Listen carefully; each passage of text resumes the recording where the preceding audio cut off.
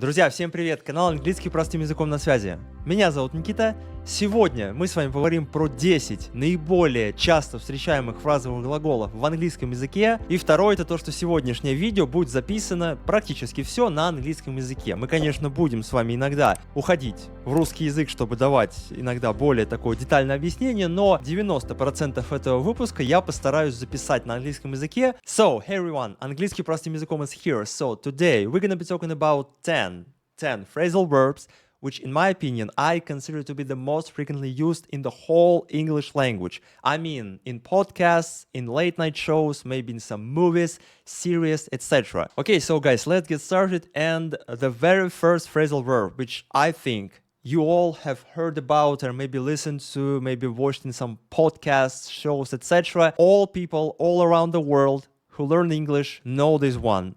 To deal with. Complex enough or deals with enough real-world data. In Russian language it means взаимодействовать с чем-то. The reason why this phrasal verb is the most frequently used, or one of the most frequently used, is that by using this phrasal verb, you can actually describe literally everything.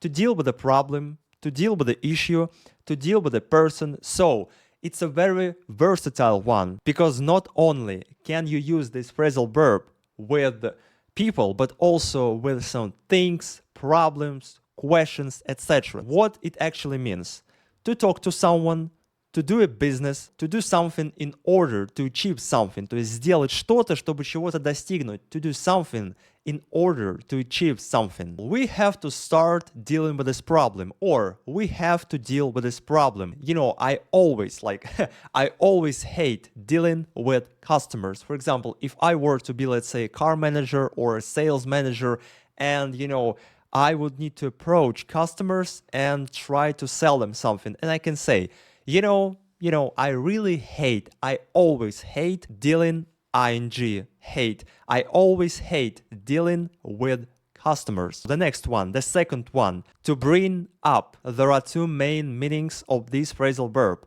The first one – это воспитывать. То есть воспитывать ребенка, допустим, родители его воспитывают. To bring up. And the second one, which I want to talk about, to start talking about something, то есть поднимать какую-то тему. You know, and I'm so glad you brought that up. So, why did you bring this up? Зачем ты это поднял? Зачем ты поднял эту тему? Why did you bring up this topic? Я очень рад, что ты поднял эту тему. You know, I'm really glad that you have brought that up. I'm glad that you brought that up. The first meaning is to care for a child, and the second one, which I guess more often used, to start talking about something. To start talking about a question, about a problem, about a topic. To start talking about something. The next one, the third one, to break down. Let's just first in Russian language a little bit talk about this. Основное значение, the main meaning, ломаться. Допустим, моя машина сломалась, stop working, or stop functioning, or, you know, operating, working properly. Переставать работать как надо. For example, we can say this sentence: моя машина сломалась, или наша машина сломалась, и мы должны были ее вытолкнуть, скажем так, с дороги или на обочину. So,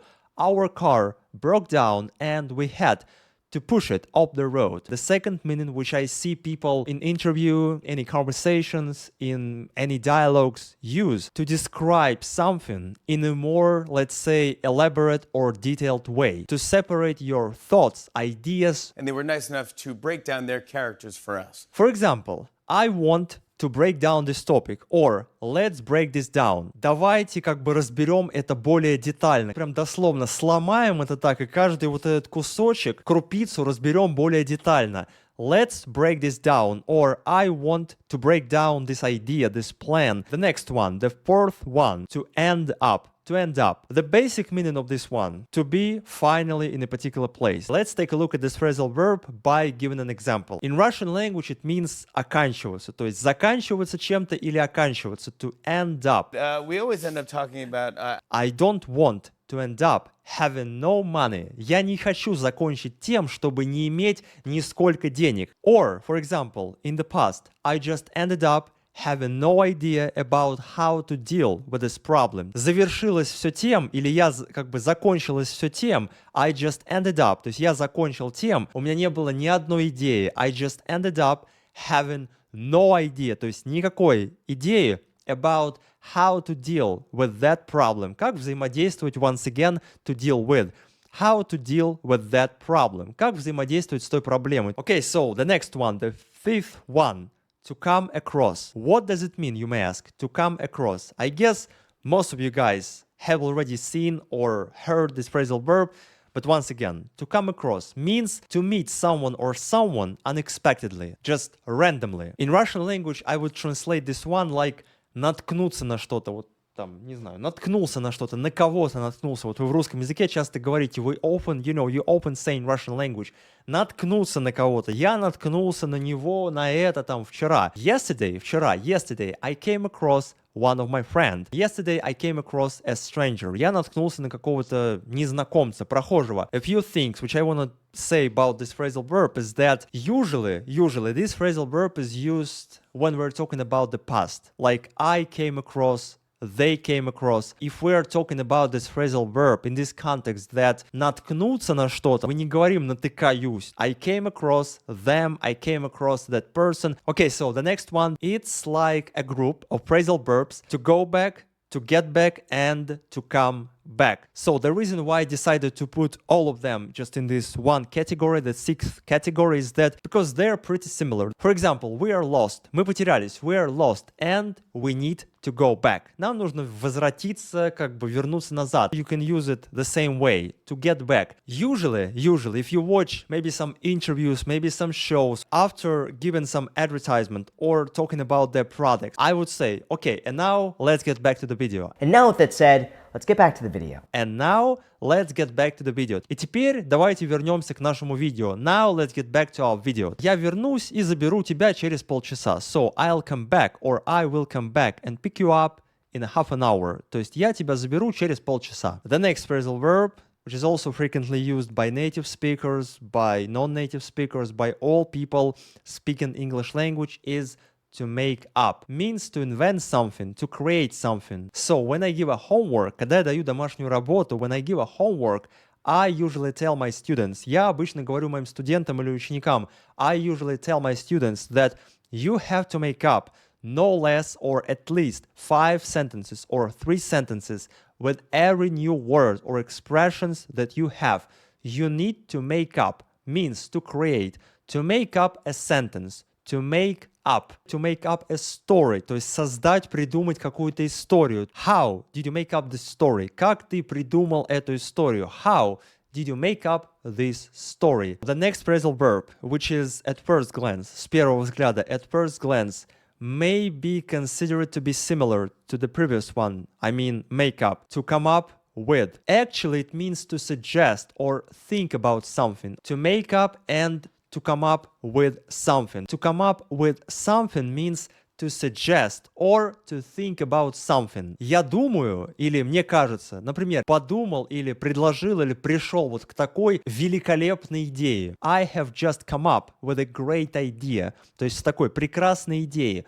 To come up with an idea. Or, for example, we can combine several phrasal verbs. Yesterday, I came up with a great plan how to deal with this problem. The next phrasal verb, to find out. In Russian language, it's translated like обнаруживать. In English, it means to realize or to discover that something exists. То есть обнаружить, что что-то существует. To realize or to discover that something exists. Or maybe happened in the past or has happened. Я обнаружил вчера, что была ошибка. For example, yesterday I found out found. Yesterday, I found out that there was a mistake. And, for example, again, I had no idea how to deal with that. But then, I came up with a great plan. Phrasal verb to figure out. In Russian language, it's like выяснять или выяснить. To finally understand something or someone. Or, for example, find the solution to a problem after a lot of time. Let's try to combine several phrasal verbs. Before dealing with this problem, we need to figure out all details. До того, как взаимодействовать с этой проблемой,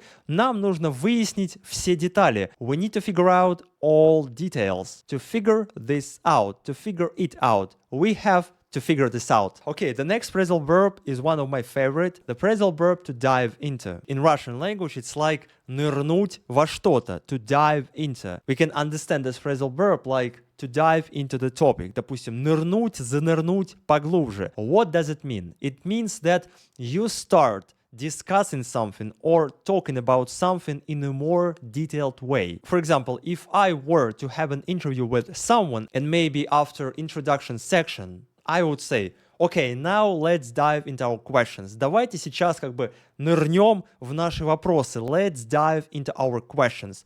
To dive into something or to dive into doing something. Even though we have already discussed 10 phrasal verbs, I want us to talk about, two extra ones, 2 extra phrasal verbs, which I also want to put into this category of the most frequently used in the whole English language. To go on, to continue, to go on. I have just interrupted you. Я только что вас перебил. And I'm like, okay, go on. Давай, продолжай. Хорошо, продолжай.